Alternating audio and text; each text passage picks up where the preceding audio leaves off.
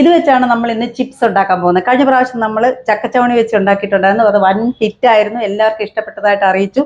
അപ്പൊ ഇത് ട്രിവാൻഡ്രത്തുകാർ ഇവിടെ പേങ്ക എന്നാണ് പറയുന്നത്. മറ്റു പല സ്ഥലത്തും പച്ചക്ക എന്ന് പറയാറുണ്ട്. ഇനി വേറെ വല്ല പേരുണ്ടെങ്കിൽ നിങ്ങൾ അറിയിക്കുക. അപ്പൊ നമുക്ക് തുടങ്ങാം.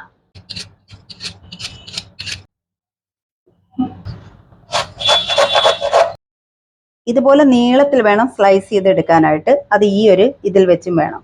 എണ്ണ ചൂടായിട്ടുണ്ട്. ഞാൻ ഇതിൽ കുറച്ച് മഞ്ഞൾപ്പൊടിയും കൂടെ ആഡ് ചെയ്യുക. ഇനി ഇതിനെ കുറേശ്ശെ നമുക്ക് വറുത്തെടുക്കാം. പച്ച ഏത്തക്ക ഉള്ളൊരു അത് വെച്ച് ചെയ്താലും മതി. അപ്പൊ നമ്മൾ ഇതെല്ലാം വറുത്ത് കോരി വെച്ചിട്ടുണ്ട്. ഇനി നമുക്ക് പൊരിക്കടല, കപ്പലണ്ടി, കറിവേപ്പില ഇതെല്ലാം വറുത്ത് കോരി ഉപ്പും മുളക് പൊടിയും കൂടി മിക്സ് ചെയ്താൽ ചിപ്സ് റെഡി.